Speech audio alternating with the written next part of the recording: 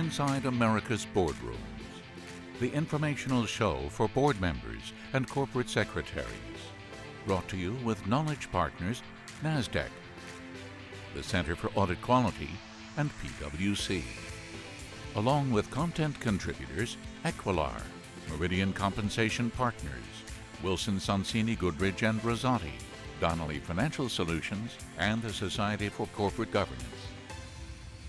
Welcome to this edition of Inside America's Boardrooms. I'm TK Kerstetter, the CEO of Boardroom Resources, and it's my pleasure to welcome you to the show. We're going to be talking about what long-standing boards could learn from young board members. And joining me is Priya Cherian Huskins, who's a board member with Realty Income Corp. Welcome, Priya. Thank you for having me. So you're at Realty Income Corp, where you were chair of the Gov Committee. You are now chair of the Compensation Committee.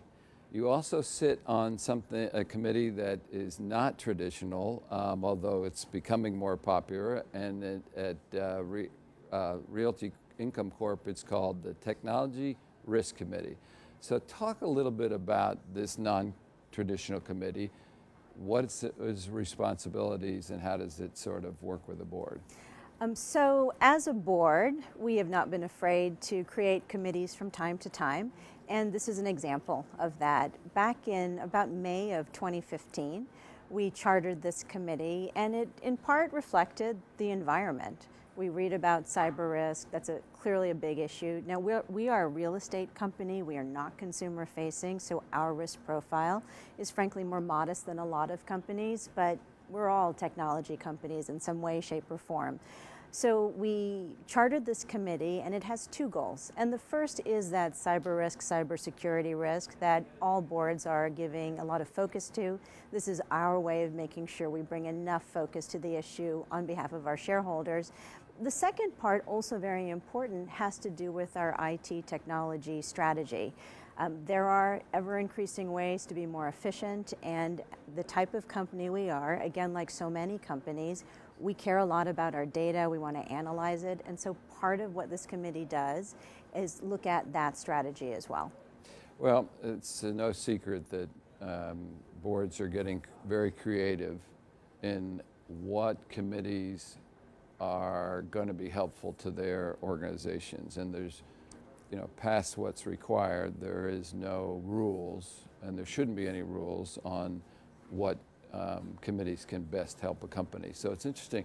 We are seeing more and more, not just special committees, but chartered committees pop up, and it's interesting. That ends up being one of them. Now, one of the reasons that we were happy to have you as a guest on the show is you are part of the Next Gen Board Leaders Advisory Council, and you got to participate in the mini summit that brought all those board members in. I know in your case you joined the board in your mid-30s. Correct. And so the council is made up of people in their 30s and 40s and shares their board experiences and looks at the boards of the future and what young people can bring. So after going through your mini summit with your other colleagues, tell me what you think that board members and younger board members that want to be board members can learn from what you've learned in the mini summit. The mini summit was an excellent occasion. We were able to get together, exchange some views, and while we're going to end up discussing things that are common to all boards, the fact of the matter is generational perspective is real. And it was nice to be able to sit with others in this particular cohort and share those perspectives. In terms of boards that are thinking about the deliberate work they have to do around succession planning for themselves, being in this room further underscores the great amount of talent there is amongst a mid-career cohort.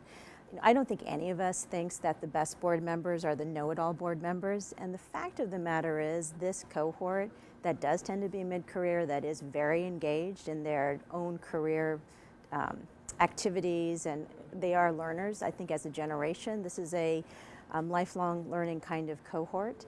That's great for board service. It's a great group to have come on the board. my experience, and certainly today it was a group of people that can bring a set of experiences that are useful to boards, but at the same time very engaged, hardworking, interested in learning. Yeah, I came in not with a real bias, but I was thinking that, okay, here's a group that could contribute to digital strategy, which a lot of companies need, cyber, because they're going to be a little closer than their counterparts that are 20, 25 years older, okay? But I was pleasantly surprised that the breadth and some of the business experiences that this group had already had, and again, as you saw, there were some people in very important positions already in their careers. That was sort of striking to me about so many other ways that they can contribute. Is it?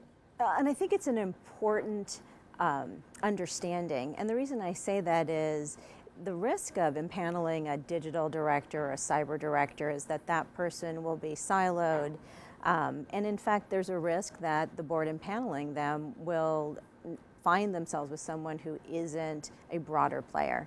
That doesn't serve shareholders. Shareholders need certainly expertise in particular areas, but I think as a general point, we do want people with not only broad expertise, but the ability to listen and take on new information. And I think that's what we saw in the room today. Well, I certainly was very impressed in the time that we all had together, that's for sure. So we have a couple minutes left, and before I let you go, I'm going to sort of tap your comp chair kind of expertise. So obviously this new administration sort of gives us the ability to change the rules a little bit. But from your comp chair perspective and your board experience, if you could send a message to the Trump team about what would make compensation committees' jobs more either understandable or simpler or whatever, what kind of message would you send the Trump team? This is a salty question, TK. And if the group of people you named or the government in general were interested in my opinion, this is what I'd say. And there's a chance that this is actually really directed towards Congress. So Chairman Clayton, the SEC, they have a mission. And it is a noble mission, and it's a mission of protecting investors, ensuring the fairness and efficiency of our capital markets, and facilitating capital formation. So as a comp chair, but also as a board member and a patriot and American, I would say to the government, let the SEC stick to its mission. Anything else takes away from this very, very important job. Something that I've written about and myself a little bit and others have observed, but I'd make the point here, anything that captures the resources and attention of the SEC that's a diversion maybe to a political agenda or a social agenda, that may be at odds with, frankly, a very, very important thing that the SEC does. So we could talk about CEO pay ratio, we can talk about some of the other ideas that maybe Congress has encouraged the SEC or mandated that the SEC pursue. My suggestion, let the SEC focus on its mission. Well, listen, we're here in the middle of NASDAQ, so there's a lot of activity going on today. But I wanted to thank you for taking the time to join us here as a guest, and thank you for serving on the Next Gen Board Leaders Advisory Council, and we'll have to have you back soon. Thank you for having me.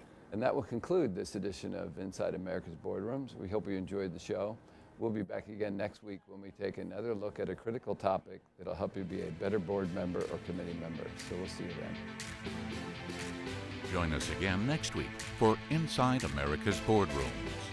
Brought to you with Knowledge Partners, NASDAQ, the Center for Audit Quality, and PwC. Along with content contributors, Equilar, Meridian Compensation Partners, Wilson Sonsini Goodrich and Rosati, Donnelly Financial Solutions, and the Society for Corporate Governance.